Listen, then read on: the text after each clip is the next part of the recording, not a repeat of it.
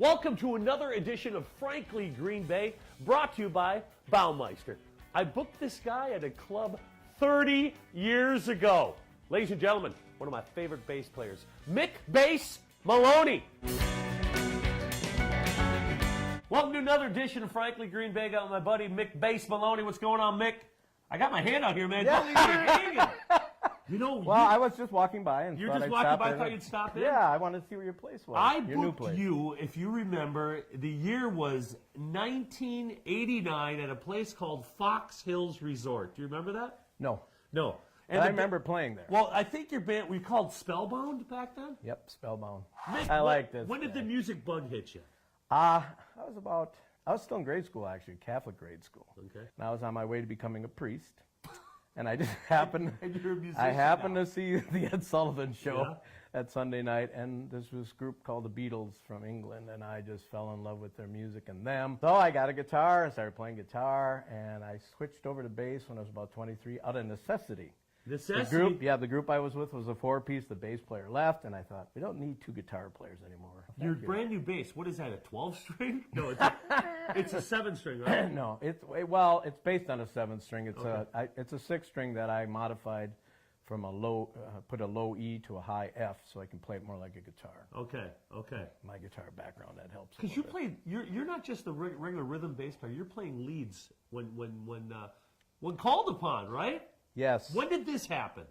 I don't remember. Well, when I was playing with Rondi Fay, hi, Rondi. Obviously, hi, Rondi. In jazz idioms, everybody gets to take solos. Okay. So I thought I better start learning how to solo because I didn't really know how.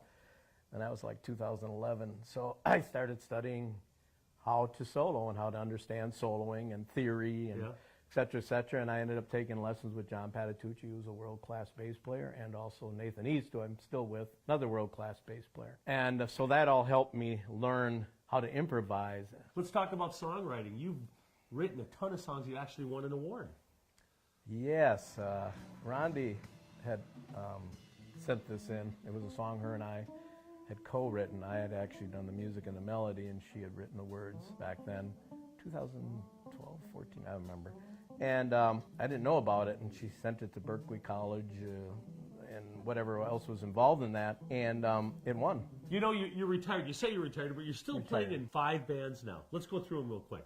Tell me about Coyote Ghost. Okay, Coyote Ghost is the house band at the Red Oak Winery in Sturgeon Bay, and we're usually there every Friday and Saturday afternoon. So that's a fun one. I don't have to set up, tear down, just drink wine. And play. Loose Wheel. That's a newer group that kind of came out of that, and they'll come in as guest artists and also finish off the house gig thing at the Red Oak. And, You're doing a gig with Daddy D Productions. Yeah, they gave me a holler the other day and asked if I could come and fill in May at Riverside, so I'm doing the country show for them. And church, talk about church, where you play at.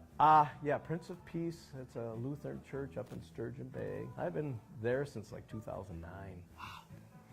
That is playing bass for that. So you're retired. Yeah. So, Mick, if people want to get a hold of you to see where you're playing out or how they can get a hold of you, how can they do that? I'd rather they didn't.